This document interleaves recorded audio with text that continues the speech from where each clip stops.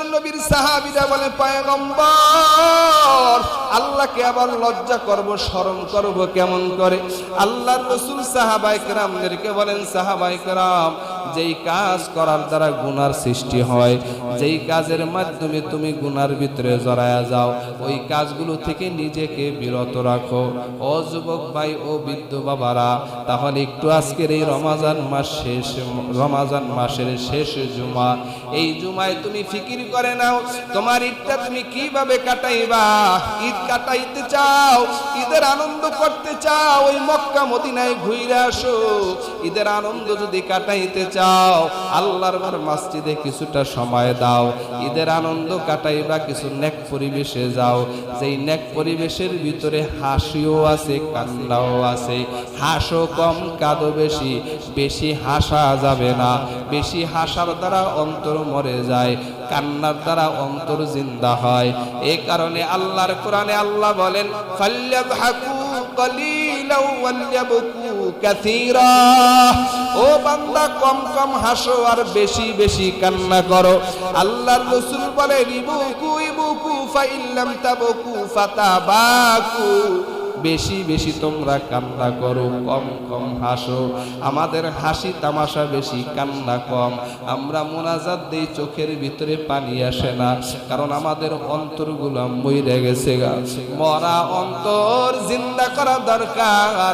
পাথরওয়ালা দিল যদি শক্ত হয়ে যায়, আল্লাহর রহমত আসবে না। আল্লাহর রহমত যদি পাইতে চাও, অন্তরকে নরম বাড়াও।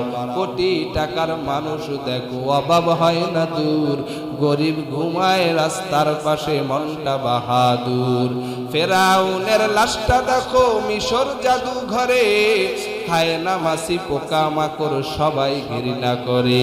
হৃদয়ে থাকিবে যার নম্রতা সদা, রহমত আসিবে সে তা প্রভুর ওয়াদা।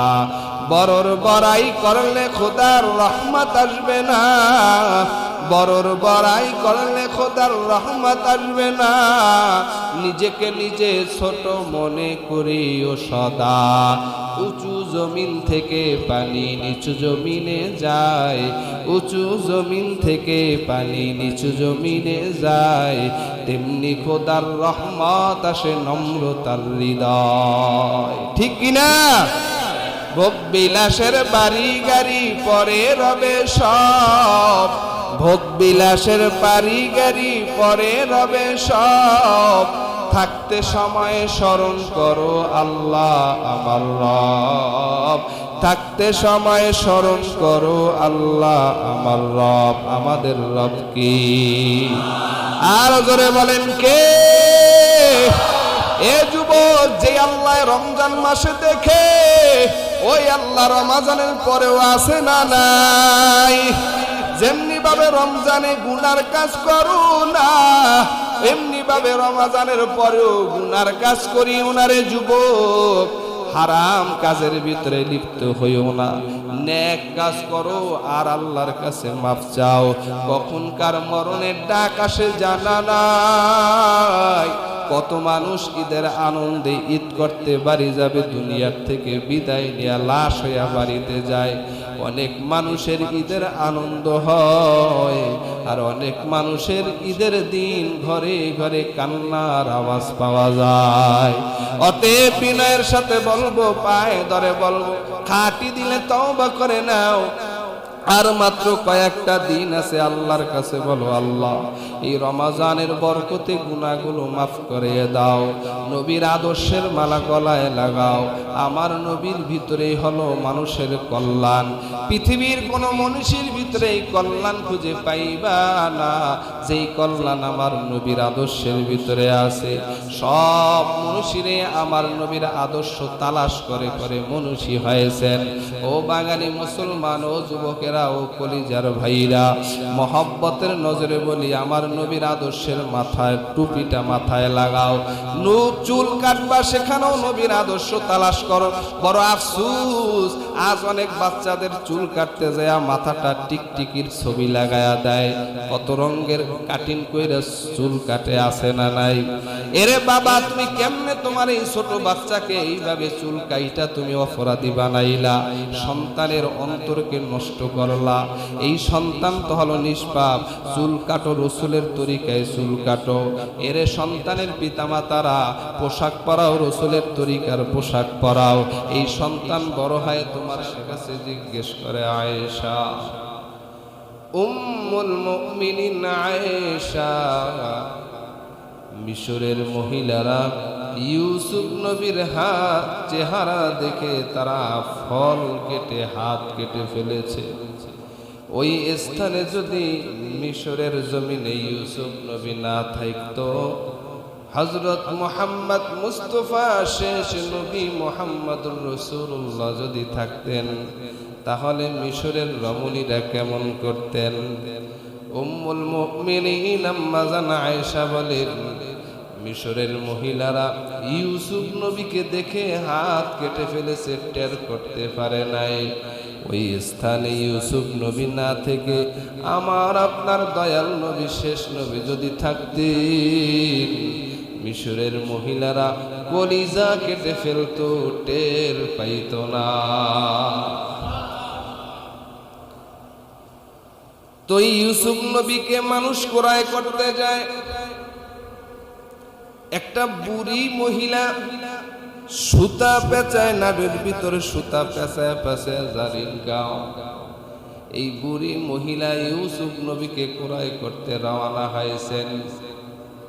মানুষ জিজ্ঞেস করে, বুড়ি মা, ইউসুফ নবীকে কত বড় বড় মন্ত্রী পরিষদের মন্ত্রীরা ক্রয় করার জন্য গিয়েছেন, তুমিও ক্রয় করতে যাও? এই সুতা পেঁচে নাড়ির ভিতরে সুতা পেঁচে পেঁচে তুমি রুজি করো, তোমার দ্বারা কি ইউসুফ নবীকে ক্রয় করা সম্ভব হবে? বুড়ি মহিলা ডেকে বলে, ও মিশরের জনগণ, এটা তো আমিও বুঝি, আমি মহিলা, ইউসুফ নবীকে ক্রয় করতে পারবো না, কিন্তু আমার মনের ভিতরে একটা বিশ্বাস আছে, একটা ইয়াকিন আছে। ওই কিয়ামতের ময়দানে যেই দিন আল্লাহ পাক রব্বুল আলামিন ডাক দিবেন যে ইউসুফ নবীকে কারা কারা ক্রয় করতে গিয়েছিলা, দাঁড়াও, ওই কাতারে আমি বুড়ি মহিলাও শামিল হতে পারবো। ও বাড়ির টাকের মুসলমান, ও আখিরি নবীর উম্মতেরা, আমার আপনার তেমন কোনো আমল নাই, এমন কোন ইবাদত আমরা করতে পারি নাই যে ইবাদত আল্লাহর সামনে পেশ করতে পারবো। কিন্তু যেই দিন কিয়ামতের দিন আল্লাহ পাকের দরবারে আমরা দাঁড়াবো, ওই দিন আল্লাহকে একটা আমল দেখাইতে পারবো। আল্লাহ, তুমি বছরে 12 মাসের ভিতরে একটা মাস রেখেছো, রমজান মাস। এই মাসে আমরা ক্ষুধার্ত থেকে দিনের বেলা পানাহার বন্ধ করে উপবাস থেকে আমরা তোমার ইবাদত, তোমার ফরমাবরদারি পালন করেছি রে আল্লাহ। ও দয়ার মালিক, আমাদের কোনো আমল নাই, তবে এই রোজার আমলগুলো তোমার দরবারে তুমি কবুল করিয়া আমাদেরকে জান্নাত দিয়ে দাও। এই একটা আমল, এই একটা পুঁজি, কারণ আমাদের এই সিয়াম, আমাদের এই রোজা, আমাদের ইবাদত, এগুলো দিয়ে মাপ পাওয়া সম্ভব না, কিন্তু একটা বাহানা হিসাবে পেশ করা সম্ভব। একটা বাহানা যে আমরা সারাদিন উপবাস থাকি, এইটার উসিলে আমাদেরকে তুমি পার করো। এই জবান দ্বারা 20টি অপরাধ সংগঠিত হয়। কয়টা? এই জবানের মাধ্যমে 20 অপরাধ সংগঠিত হয়। 20টি অপরাধের ভিতরে সবচাইতে বড় অপরাধ হলো মিথ্যার গীবাত।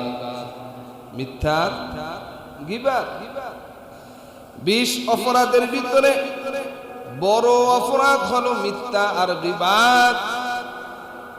20 অপরাধের মা হিসাবে আখ্যায়িত করা হয়েছে মিথ্যাকে। জমিনের ভিতরে যারা মিথ্যা কথা বলে বেড়ায়, আল্লাহর দপ্তরে তার নামটা মিথ্যাবাদী লিখে দেওয়া হয়। যখন আল্লাহর আদালতে মিথ্যাবাদী লিখে দেওয়া হয়, তখন জমিনে যখন সে সত্য কথাও বলে, মানুষ এই সত্য কথাকেও মিথ্যা হিসাবে গণনা করে নেয়।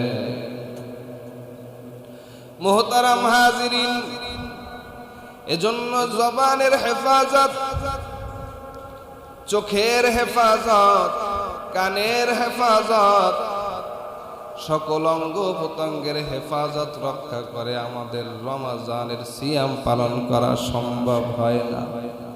কিন্তু আমরা যতটুকুই করি না কেন, আমরা বাহানা হিসাবে আল্লাহর কাছে এটা পেশ করতে পারবো কি পারবো না?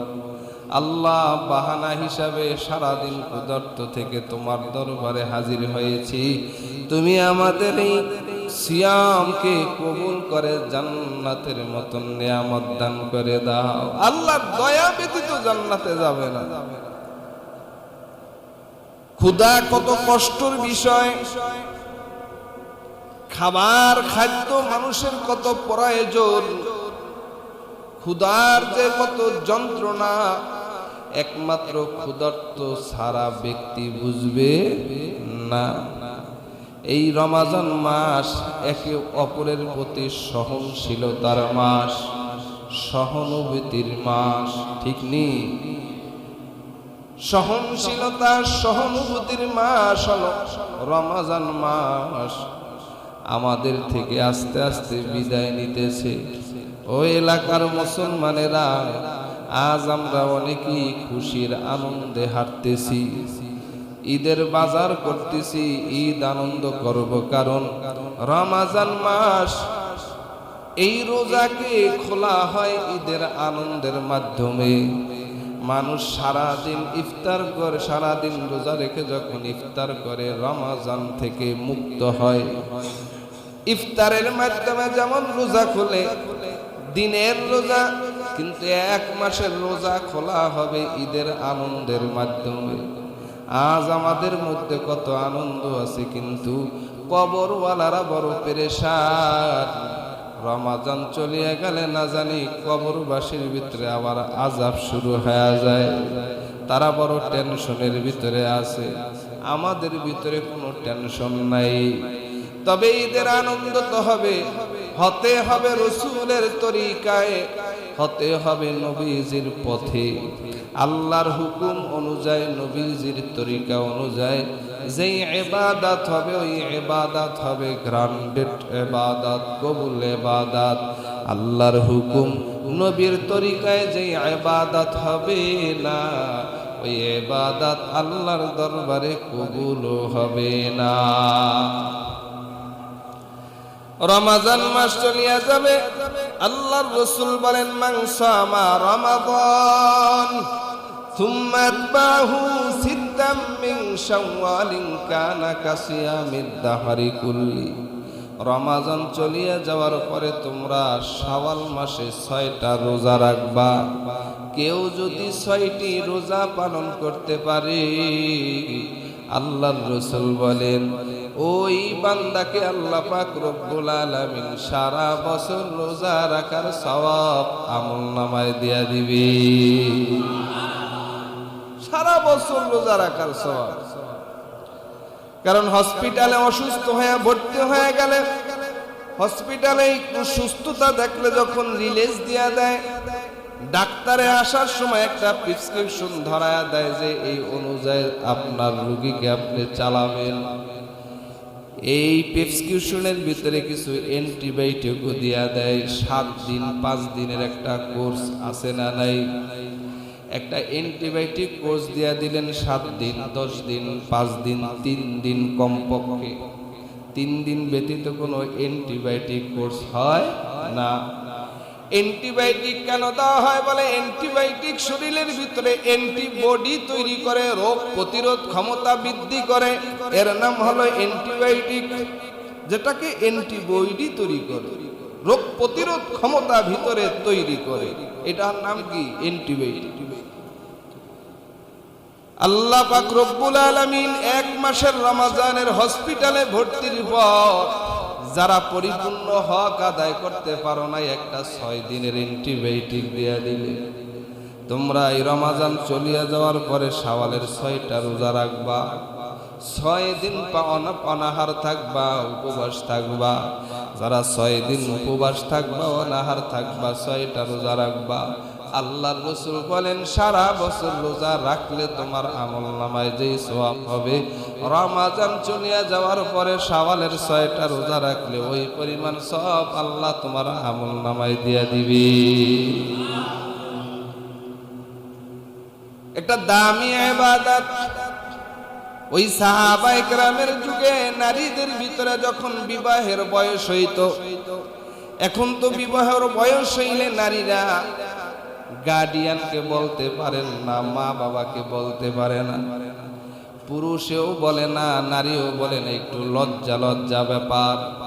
আল্লাহর নবীর সামনে সবাই বসা, এমন সময় একজন আগন্তুক মহিলা নবীকে প্রশ্ন করে বলেন, পয়গম্বর, আমার বিবাহর বয়স হয়ে গেছে, আমি বিবাহ বসতে চাই, আপনি আমার বিবাহর বন্দোবস্ত করে দেন। ও নবী, তবে আপনি আমাকে যে বিবাহ দিবেন, যার ভিতরে 3টা গুণ আছে, এমন 3 গুণ মানুষ দেখা বিবাহ দিবেন। আজ জমিনের কন্যা সন্তানের পিতামাতা যারা আছে, তারাও 3টা গুণ দেখা মেয়ে বিবাহ দেয়। ওই নারীও নবীর কাছে 3টি গুণ দেখা বিবাহ বসার আবেদন করলেন। 1 নাম্বার গুণ, ও পয়গম্বর, আমাকে যার কাছে বিবাহ দিবেন তার 1 নম্বর গুণ হলো তিনি রাতের বেলা জাগ্রত থেকে ইবাদত করবে, দিনের বেলা রোজা রাখবে, আর দৈনন্দিন 1 খতম কোরআনুল কারীমের তেলাওয়াত করবে। সুবহানাল্লাহ কইন। গুণ 3টা ভালো না খারাপ? হ্যাঁ, কত সুন্দর গুণ। রাতের বেলা আমার স্বামী যিনি হবেন, তিনি রাতের বেলা দাঁড়ায় দাঁড়ায় নামাজ পড়বেন। আমার যিনি স্বামী হবেন, তিনি দিনের বেলা ক্ষুধার্ত থাকবেন, রোজা রাখবেন, দৈনন্দিন 1 খতম কোরআনুল কারীমের তেলাওয়াত করবেন। এই হলো নারী। আমাদের সমাজেও নারী আছে না নাই? কন্যা সন্তানের পিতারাও নারীকে বিবাহ দেয়, মেয়েকে বিবাহ দেয় 3 গুণ দেখা দেখে। ছেলের বয়স যা হোক, টাকা আসেনি, কথা বলেন, ছেলের বয়স যা হোক, বাড়ি আসেনি, জমি আসেনি। বিশেষ করে নারায়ণগঞ্জ, মুন্সিগঞ্জ, ঢাকার মানুষ চিন্তা করে একটা বাড়ি থাকতে হইবে, নিজস্ব বাড়ি, ভাড়াটি হইলে হবে, নিজস্ব একটা বাড়ি থাকতে হবে। পাশাপাশি 3 নম্বরে আর একটা গুণ হলো একটা গাড়িও থাকতে হবে। অথবা ঠিক নেই? টাকা, বাড়ি, গাড়ি, যার থাকবে তার কাছে মেয়ে দিয়ে বিয়ে দেব, কোনো অসুবিধা নাই। মেয়ের বয়স আর ছেলের বয়স এই রেঞ্জ, এর পার্থক্য যদি 20 বছরও হয়, কোনো অসুবিধা নেই। কথা কোন ঠিক কি না? এই গুণ দেখা মেয়ে বিয়া দেই। পক্ষান্তরে কি হয়, ঘরের ভিতরে শান্তি নাই, শুধু তুফান চলে। কয়েকদিন পর হুজুর তাবিজ দেন, এইটা দেন, হেইটা দেন, একেবারে দিতে দিতে শেষ, ঘরে অশান্তি। কয়েকদিন পর বিয়াও শেষ, বিয়াও নাই। আছে না নেই? মহিলা ডেকে বলে, পয়গম্বর, আমাকে 3টা গুণ দেখা বিবাহ দিবেন। ওই সন্তানের কাছে, ওই যুবকের কাছে, যেই যুবকের কাছে 3টি গুণ থাকবে। নবীজি যখন এই সংবাদ সাহাবায়ে কেরামের সামনে উপস্থাপন করলেন, একজন সাহাবী নবীকে ডাক দেয়া বলে, পয়গম্বর, এই নারীকে আমি বিবাহ করতে রাজি আছি। এ যুবক, দিনদার মহিলা বিয়ে করতে মন চায় না? কি মন চায়? যে বেশি যত আলকাতা, পাউডার, ময়দা মাখতে পারে, যে বাজারে বেশি বেরিয়ে দৌড়ায়, যে বেশি মার্কেটিং এ দৌড়ায়, এমন মার্কেটিং মেয়ে লাগে। কথা ঠিক নেই? বড় দুঃখ লাগে, সমাজে এমন নারী আছে যারা হেজাব পরে চলতে চায়, স্বামী বলে না, নিকাব পরার দরকার নাই, তুমি মডেলিং হয়ে চলো। অনেক সময় অনেক নারীরা দুঃখ প্রকাশ করে, সত্য, আল্লাহর কসম। আমাকে বলছেন যে হুজুর, আমি চাই যে আমি বোরকা পরে চলি, নিকাব পরে চলি, কিন্তু আমার স্বামী চায় আমি যেন মডেলিং হয়ে চলি। আফসোস করে কান্না করে বলছেন। এক গজবের নাম হইল মোবাইল। পোলাপান, মাইয়ার ফোলা দুইজন একখানে হইলেই এক সেলফি সাইরা মোবাইলের ভিতরে প্রচার শুরু করে দেয়। কথা বলেন ঠিক নেই? বিয়া কইরাও দেয়, হানিমুনে যাও দেয়, খালি বউরে যত মোবাইলে প্রচার করতে পারে। আর মতন জালেম কেউ নাই যে বউয়ের ছবি মোবাইলে দেয়। এটা বহুত বড় জালেম স্বামী, এর মতন জালেম স্বামী আর কত বড় জালেম যে নিজের বউরে নিয়ে নিজে ঘুমায় তো ঠিকই, আবার অসংখ্য যুবকের ঘুম নষ্ট করে দেয়, নিজের বউয়ের বেহায়াপনা ছবিগুলো মোবাইলের ভিতরে ছাইরা দেয়। আছে না নাই? কক্সবাজার যাইবে, গোসল করতে আছে, এই ছবিও বউরে লইয়া মোবাইলে ছাইরা দিচ্ছে।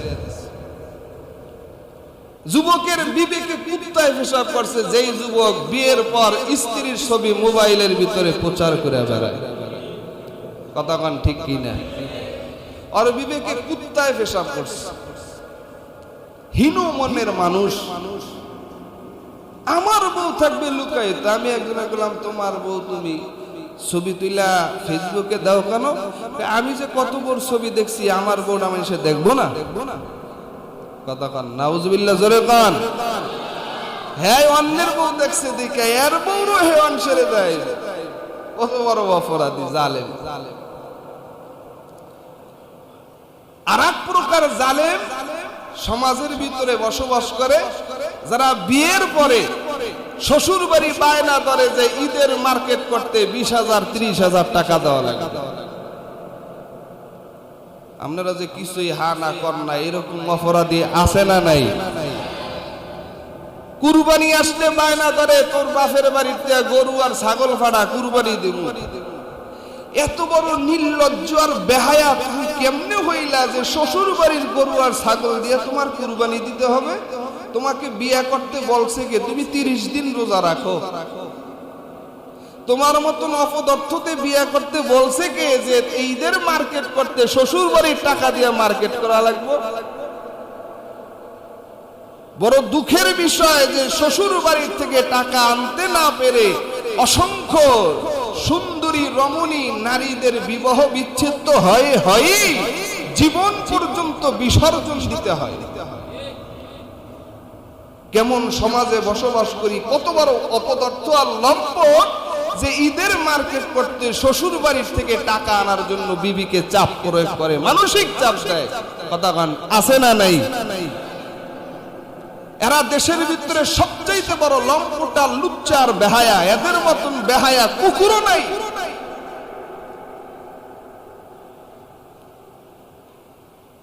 এই হীনমন্যতার মানুষ থেকে আল্লাহ আমাদেরকে হেফাজত করুক, বলে না আমিন। ঈদের মার্কেট করবে, তাও আবার শ্বশুর বাড়ির টাকার আশায় থাকে।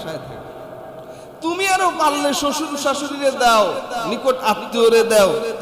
এইটা না কইরা বরঞ্চ তাদেরকে চাপ দেয় যে তাড়াতাড়ি মার্কেট করতে টিহালো। কত কপাল পোড়া এ জাতি, এদেশে আমরা বসবাস করে বেড়াই। বহুত রমণীর রক্ত ঝরছে, বহুত রমণী গলায় ফাঁস দিয়ে আত্মহত্যার পথ বেছে নিয়েছে। কেমনে বলি বাবার কাছে এই ঈদের মার্কেটিং টাকার কথা, বাজারের টাকার কথা? কারণ একটা বাবা মেয়েকে বড় কষ্ট করে লালন পালন করে, এটা ওই বাবাই জানে আর ওই সন্তানই জানে যে ছোট থেকে বড় করতে এই মেয়েটার পিছনে বাবার কত অর্থ খরচ হয়, ঘাম ঝরা টাকা এই মেয়ের পিছনে ব্যয় হয়। কথা বলেন ঠিক না বেঠিক? এজন্য যুবক, যদি এরকম সক্ষম না হও, বিয়ে কইরো না যে শ্বশুর বাড়ির টিহা দিয়া তোমার চলতে হইবে, শ্বশুর বাড়ির গাড়ি দিয়া চলতে হইবে। উত্তরবঙ্গের অবস্থা খুবই খারাপ। মোটর সাইকেল, ইজি বাইক না দিলে বিয়েই করে না। বিয়ে করলেই মেয়ের বাবা, মেয়ের বয়স হয়ে গেছে, বিয়ে দিতে পারে না, কান্না করে। দিলেই যৌতুক হিসাবে হয় ইজি বাইক দেওয়া লাগবে, না হয় কোনো না কোনো এক গাড়ি দেওয়া লাগবে। যে এরকম শ্বশুর বাড়িটার আশায় বিয়ে শাদী করো, তোর বিয়া করার ক্ষমতা নাই, অধিকারও নাই, তোর বিয়া করার দরকার নাই। তুই বিয়া না কইরা কচু গাছের লাগে গলায় দড়ি দিয়া ফাঁসি দিয়া মইরা যা। কথা কান ঠিক না বেঠিক? যুবক আওয়াজ করে ঠিক না বেঠিক? বিয়া কইরা নিজে বিয়া করার পূর্বে একটা ঘর উঠায়। কত বড় চালাক বাঙালি! ঘরটা উঠাইয়া ঘরের ভিতরে কোনো ফার্নিচার ঢুকায় না, কোনো খাট ঢুকায় না, কোনো সুকেশ ঢুকায় না, কিচ্ছু ঢুকায় না। কিসের আশায়? বিয়া করলে শ্বশুর বাড়িটা দিবে, এগুলা ঢুকায়। কৌশল কত, কিছুই চাই না। আর একজনকে খালি ঘরটা সাজাই দিয়ে, আপনার মেয়ে তো থাকবে, কিছুই চায় না, খালি ঘরটা সাজাই দেন, আপনার মেয়ে তো থাকবে। কথা কন আছে না নাই? শ্বশুর বাড়ির আশায় যারা ঘর খালি রাখো, ওই ঘর একদিন না একদিন খালি হবে। ওই ঘরের উপরে আল্লাহর লানত। কারণ শ্বশুরের মনে কষ্ট দিয়া তুমি সম্পদ আর না তোমার ঘরে সাজাইছো, ওই ঘর সাজাও নাই, তুমি জাহান্নামের আগুন দিয়া সাজাইছো। আওয়াজ করে বলেন ঠিক না বেঠি? মেয়ে কয় 3 গুণ দেখা বিয়া দিয়েন। 1 নম্বর গুণ কি? রাতের বেলা জাগ্রত থাকবে, দিনের বেলা রোজা রাখবে, 1 খতম কোরআন তেলাওয়াত করবে। আল্লাহর রাসূলের সামনে একজন সাহাবী দাঁড়ায় কয় আমি রাজি। নবীজি বিয়া দিয়া দিলেন। স্ত্রী দিনদার মহিলা, স্ত্রী যায় দেখে যে স্বামী পাইছে ঠিক, কিন্তু রাতের বেলা হমানে ঘুমায়। দিনের বেলা আগে যদি খাইতো 3 বেলা, এখন বিয়ের পর খায় 5 বেলা। কোরআন শরীফও নিয়ে বসে না। মহিলা বড় পেরেশান হয়, নবীকে বলে ইয়া রাসূলুল্লাহ, ইয়া হাবিবাল্লাহ, চাইলাম কি আর পাইলাম কি? চাইছিলাম নেককার স্বামী, যিনি রাতের বেলা দাঁড়ায়া দাঁড়ায়া নামাজ পড়বেন আর দিনের বেলা রোজা রাখবেন, দৈনিক 1 খতম কোরআনের তেলাওয়াত করবে। কিন্তু আমার স্বামী দেখি পুরাটাই উল্টা, রাতের বেলা ঘুমায়, দিনের বেলা 3 বেলা খাইলে 5 বেলা খায়, কোরআনের তেলাওয়াত করে না। আল্লাহর রাসূল দুজনকেই ডাকলেন। রাসূল একপাক্ষিক কোনো বিচার করতেন না, দুপাক্ষিক দুনো পক্ষের কথা শুনতেন। সমাজের কিছু মানুষ এক পক্ষের কথা শুনে শুনে কান ভারী করে গাল ফুলায়া রাখে, না এটা করা যাবে না। সমাজের কিছু মানুষ পুত্রবধূর কথা শুই না স্বামী গাল ভারী করে, মা বাবার কথা শুনতে চায় না। আবার অনেক দুষ্ট সন্তান মা বাবার কথা শুনে গাল মুখ ভারী কইরা রাখে, বিবির কোনো কথা শুনে না। আছে না নাই? আল্লাহর রাসূল স্বামী আর স্ত্রী উভয়কেই ডাকলেন। ডেকে নবী বললেন, ও আমার প্রিয় সাহাবী, আমার এই মহিলা সাহাবিয়া যেই জিনিস চেয়েছিলেন তুমি নাকি পুরাটাই উল্টা। নবীর সাহাবী বলেন, আল্লাহর রাসূল কি? 1 নম্বর, রাতের বেলা তুমি নামাজও পড়ো না, দিনের বেলা রোজাও রাখো না, কোরআনের তেলাওয়াত করো না। আল্লাহর রাসূলের সাহাবী ডেকে বলেন, ও পয়গম্বর, আপনি নিজেই বলেছেন এশারের নামাজ আনতে দ্রুত বিছানায় ঘুম যাওয়ার জন্য। এশারের নামাজের পরে বান্দা যখন ঘুমায়া ফজরের নামাজটা জামাতের সাথে আদায় করবে। ও নবী, আপনি নিজেই বলেছেন সারা রাত নামাজ পড়ার সওয়াব তার আমলনামায় আল্লাহ লিখে দেয়। কৌশল কুশল। আমি তো সারা রাত নামাজ পড়নেওয়ালা লোক।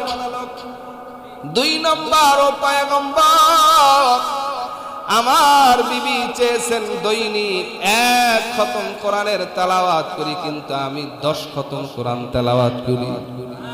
ও নবী, আপনি নিজে বলেছেন যেই ঘরের ভিতরে সূরা ইয়াসিন আর ওয়াকিয়ার আমল করা হবে, ওই ঘরে কোনোদিন অভাব হবে না। যেই ঘরের ভিতরে সূরা ইয়াসিন আর ওয়াকিয়ার আমল হবে, ওই ঘরে কোনোদিন অভাব থাকবে না, অভাব ঢুকবে না। ও পয়গম্বর, আমি ফজরের পরে সূরাতুল ইয়াসিন তেলাওয়াত করি। একবার যদি সূরা ইয়াসিন তেলাওয়াত করা হয়, আমার আমলনামায় আপনার হাদিস অনুযায়ী 10 খতম কোরআনের তেলাওয়াত সওয়াব লিখে দেওয়া হয়। আমি পড়ি 10 খতম কোরআন তেলাওয়াত, আমার বিবি চাইছে 1 খতম, আমি দিই 10 খতম। দিনের বেলা যে তুমি খাও।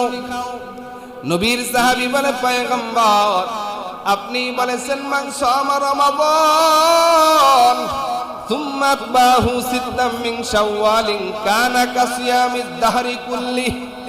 ও পয়গম্বর, রমজান মাস যাওয়ার পরে যদি কেউ শাওয়াল মাসে 6টা রোজা রাখে, ও আল্লাহর পয়গম্বর, আপনি নিজেই বলেছেন কেউ শাওয়ালের 6টা রোজা রাখলে তার আমলনামায় সারা বছর রোজা রাখার সওয়াব লিখে দেওয়া হয়। আমি বছরের 365 দিনের 5 দিন ব্যতীত আমার আমল নামায় তো 360 দিন রোজা অবস্থায় সওয়াব লেখা হয়। অতএব যুবকেরা আমলের রশিটা গলায় লাগাও, নেককার দিনদার দেখা বিবাহ করো। আর আগত সামনে ঈদুল ফিতর, যে ঈদুল ফিতরের মাধ্যমে 1 বছরের সিয়াম, 1 মাসের সিয়াম রোজাকে তুমি খুলবা। ঈদের আনন্দটা কেমন করবা? মিথ্যায় ঈদের আনন্দের ভিতরে নেওয়া যাবে না, জুয়া খেলা যাবে না, তাস খেলা যাবে না, এইভাবে ডেক্সেট বক্সেট বাজাইয়া এলাকা গরম করা যাবে না, এক কথায় গুনার সরঞ্জামি দ্বারা ঈদ উদযাপন করা যাবে না। তাহলে ঈদের উদযাপনটা কেমন হবে? ইসলাম এমন একটা ধর্মের নাম, এটা বৈরাগ্য ধর্ম না, এটা কোনো পুরাতন শাস্ত্রের ধর্ম না। ইসলাম হলো একটা আপডেট ধর্ম। ইসলাম নিত্য নতুন সমস্যার সমাধান দেয়। ইসলাম এমন একটা শান্তির ধর্মের নাম, ইসলাম এমন একটা শান্তির ধর্মের নাম। এই ধর্মের ভিতরে 24টা ঘন্টা তুমি গোম ফুলায়া একেবারে ভারী হয়া বেজার হয়া বৈশা থাকবা, ইসলাম সেটা পছন্দ করে না। ইসলামের ভিতরে হাসি তামাশাও ইসলামে আছে না নাই? আনন্দ উৎসব ইসলামের ভিতরে আছে। আনন্দটা কেমন? এমনই পয়গম্বরের সামনে একজন সওয়ারি নবীর সামনে যায়, বলে পয়গম্বর, আমার একটা বাহন হারিয়ে গেছে, আমার সওয়ার করা দরকার, ও নবী আমাকে একটা বাহন দেন। আল্লাহ নবীর সামনে বলার পর নবী বললেন, একে একটা উটনির বাচ্চা দেয়া দাও। কি দেয়া দাও? একটা উটনির বাচ্চা দেয়া দাও। কথাটা বলার পর ওই সওয়ারি মুসাফির বলে, পয়গম্বর আমার একটা নতুন সওয়ারি দরকার, যেটা দিয়ে আমি সওয়ার করব, আমি একটা উটনির বাচ্চা দিয়ে করব কি? নবী আমার মুস্কি হেসে দিয়া বললেন, সব উট তো উটনির বাচ্চাই হয়। আমরা সুবহানাল্লাহ বাড়ি যে নবী মুস্কি হাসি দিয়া হাসির চলে বললেন, সব উট তো উটনির বাচ্চাই হয়। উটনির বাচ্চা সবার উট হয় নাকি? কোনো মিথ্যা নিলেন না। কিন্তু যুবক, তুমি ঈদের আনন্দ উৎসব করো মিথ্যার দ্বারা, লটারির মাধ্যমে, গুনাহের সরঞ্জামের মাধ্যমে না। না, একটা মাস সিয়াম সাধনা থাকার পরেই গুনার কাজ করা যাবে না। ও যুবক ভাই, ও বৃদ্ধ বাবারা, ঘরে ঘরে ডেক্সেট বক্সেট বাজায় গরম করা যাবে না। যেই ঘরের ভিতরে এরকম গুনার সরঞ্জামি থাকে, ওই ঘরের ভিতরে আল্লাহ লানত করে। বেশি বেশি গান বাদ্য শোনার দ্বারা অন্তরের ভিতরে নেফাকি সৃষ্টি হয়। বেশি বেশি গুনার কাজে লিপ্ত থাকলে অন্তরের ভিতরে নেফাকি সৃষ্টি হয়। সুন্দর স্বচ্ছ কলবটা তোমার অন্ধকার হয়ে যায়। এই রমজান মাসটা এমন এক মাস, যেই মাসের দ্বারা শুধুমাত্র শরীরের ওজন কমে তা না, এই রমজান মাসের মাধ্যমে তোমার গুনার ওজনগুলো কমে যায়, গুনাহ খাতা মাফ হয়। অতএব এই রমজানের পরে এগুলো ধইরা রাখতে হবে। যেমনি ভাবে রমজানে নামাজ পড়েছি, অমনি ভাবে নামাজের দণ্ডায়মান হওয়া। যেমনি ভাবে রমজান মাসে গুনার থেকে বেঁচেছিলাম, অমনি ভাবে গুনার থেকে বেঁচে থাকা। একটু লজ্জা শরম আমাদের ভিতরে ঢুকানো। আজ আমরা বড় বেহায়া হয়ে গেছি, আমাদের ভিতরে লজ্জা নাই। নবী বলেন, ইস্তাহিউ মিনাস ইস্তাহিউ, ও সাহাবায়ে কেরাম, তোমরা আল্লাহকে লজ্জা করো, শরম করো। আল্লাহর নবীর সাহাবীরা বলে, পয়গম্বর আল্লাহকে আবার লজ্জা করব, শরম করব কেমন করে? আল্লাহর রাসূল সাহাবায়ে কেরামদেরকে বলেন, সাহাবায়ে কেরাম, যেই কাজ করার দ্বারা গুনার সৃষ্টি হয়, যেই কাজের মাধ্যমে তুমি গুনার ভিতরে জড়ায়া যাও, ওই কাজগুলো থেকে নিজেকে বিরত রাখো। ও যুবক ভাই, ও বৃদ্ধ বাবারা, তাহলে একটু আজকের এই রমজান মাসের শেষ জুমা, এই জুমায় তুমি ফিকির করে নাও, তোমার ঈদটা তুমি কিভাবে কাটাইবা। ঈদ কাটাইতে চাও, ঈদের আনন্দ করতে চাও, ওই মক্কা মদিনায় ঘুরে আসো। ঈদের আনন্দ যদি কাটাইতে চাও, আল্লাহর ঘর মসজিদে কিছুটা সময় দাও। ঈদের আনন্দ কাটাইবা, কিছু নেক পরিবেশে যাও, যেই নেক পরিবেশের ভিতরে হাসিও আছে, কান্নাও আছে। হাসো কম, কাঁদো বেশি, বেশি হাসা যাবে না। বেশি হাসার দ্বারা অন্তর মরে যায়, কান্নার দ্বারা অন্তর জিন্দা হয়। এই কারণে আল্লাহর কোরআনে আল্লাহ বলেন, ফাল্যাযহাকু قليلا وليبكوا كثيرا ও বান্দা কম কম হাসো আর বেশি বেশি কান্না করো আল্লাহর রাসূল বলেন ইবুকু ইবুকু ফাইল্লাম তাবকু ফাতাবাকু বেশি বেশি তোমরা কান্না করো কম কম হাসো আমাদের হাসি তামাশা বেশি কান্না কম আমরা মুনাজাত দেই চোখের ভিতরে পানি আসে না কারণ আমাদের অন্তরগুলো মইরে গেছে গা মরা অন্তর জিন্দা করা দরকার পাথরওয়ালা দিল যদি শক্ত হয়ে যায় আল্লাহর রহমত আসবে না আল্লাহর রহমত যদি পাইতে চাও অন্তরকে নরম বাড়াও কোটি টাকার মানুষ দেখো অভাব হয় না দূর গরিব ঘুমায় রাস্তার পাশে মনটা বাহাদুর ফেরাউনের লাশটা দেখো মিশর জাদু ঘরে খায় না মাছি পোকা মাকড় সবাই ঘৃণা করে হৃদয়ে থাকিবে যার নম্রতা সধা রহমত আসিবে সে তা প্রভুর ওয়াদা বড়র বড়াই করলে খোদার রহমত আসবে না বড়র বড়াই করলে খোদার রহমত আসবে না নিজেকে নিজে ছোট মনে করিও সদা উঁচু জমিন থেকে পানি নিচু জমিনে যায় উঁচু জমিন থেকে পানি নিচু জমিনে যায় তেমনি খোদার রহমত আসে নম্রতার হৃদয় ঠিক কিনা ভোগ বিলাসের বাড়ি গাড়ি পরে রবে সব ভোগ বিলাসের বাড়ি গাড়ি পরে রবে সব থাকতে সময় স্মরণ করো আল্লাহ আমার রব থাকতে সময় স্মরণ করো আল্লাহ আমার রব আমাদের রব কি আর জোরে বলেন কে এ যুবক যে আল্লাহ রমজান মাসে দেখে ওই আল্লাহ রমজানের পরেও আছে না নাই যেমনি ভাবে রমজানে গুনার কাজ করো না এমনি ভাবে রমজানের পরেও গুনার কাজ করি ওনারে যুবক হারাম কাজের ভিতরে লিপ্ত হইও না নেক কাজ করো আর আল্লাহর কাছে মাফ চাও কখনকার মরণের ডাক আসে জানা নাই কত মানুষ ঈদের আনন্দে ঈদ করতে বাড়ি যাবে দুনিয়ার থেকে বিদায় নিয়ে লাশ হইয়া বাড়িতে যায় অনেক মানুষের ঈদের আনন্দ হয় আর অনেক মানুষের ঈদের দিন ঘরে ঘরে কান্নার আওয়াজ পাওয়া যায় অতএব বিনয়ের সাথে বলবো পায়ে ধরে বলবো খাঁটি দিলে তওবা করে নাও আর মাত্র কয়েকটা দিন আছে আল্লাহর কাছে বলো আল্লাহ এই রমজানের বরকতে গুনাহগুলো মাফ করে দাও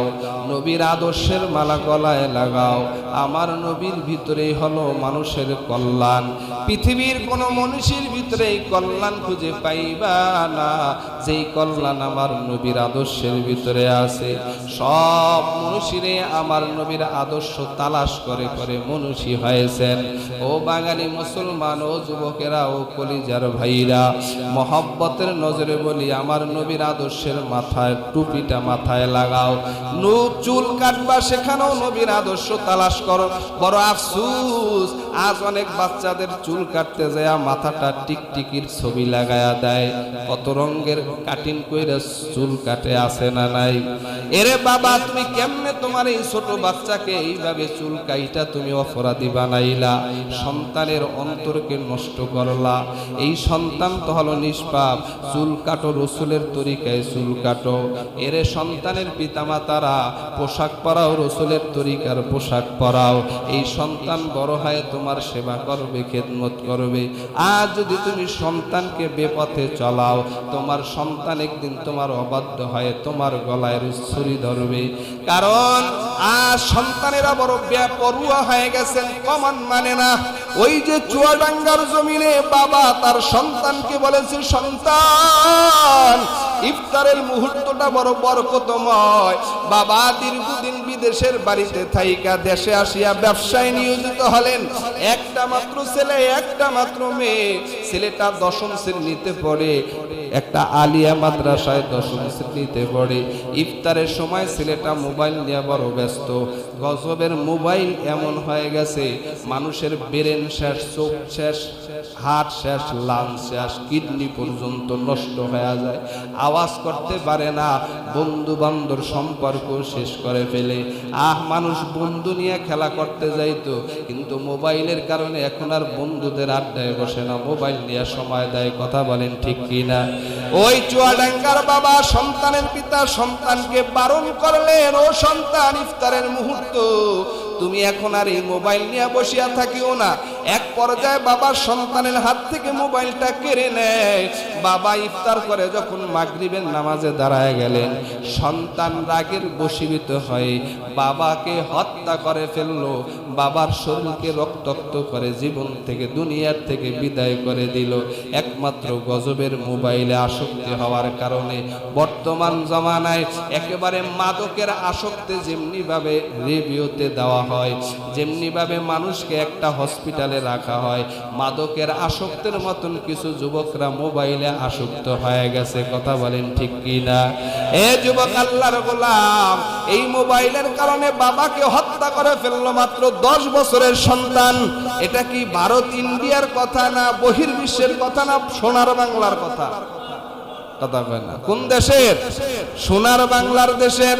অতএব সোনার বাংলার সোনার সূর্য সন্তানেরা, বিনয়ের সাথে বলি, গুনার কাজ করিও না, গুনার সরঞ্জামি হাতে নিও না, মাদক হাতে নিও না, ফেন্সির বোতল হাতে নিও না, বাবা নিয়ে দৌড়াইও না। আসল বাবার পিছে দৌড়াও, নকল বাবার পিছে দৌড়াইও না। জীবনকে ধ্বংস করে দিও না। আল্লাহর হুকুম মানো, রসুলের তরিকায় চলো, শান্তি পাইবা, নসের শান্তি পাওয়া যাবে না।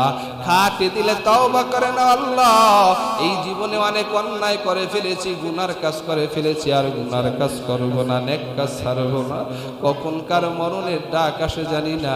আল্লাহ, ইমানে হালতে মরতে চাই, অতএব তওবা করে না, আর নামাজ বাদ দিব না, আর গুনার কাজ করব না, রমজানের সিয়াম বাদ দিব না, নেক কাজে আগ্রহী হব, গুনার কাজ থেকে আমরা বিরত থাকব। এমন মনে মনে যার চিন্তা আছে, খাঁটি নিয়াতে, তওবার নিয়াতে দুইটা হাত আল্লাহকে দেখা যায়। নারে তাকবীর! আয় আল্লাহ, হাতগুলো কবুল করে দাও, তওবাওয়ালা জিন্দেগি দান করো, 5 ওয়াক্ত নামাজি বানায়া দাও, মা বাবার নেকবক্ত সন্তান হিসেবে কবুল করে নাও। জোরে জোরে বলেন আমিন।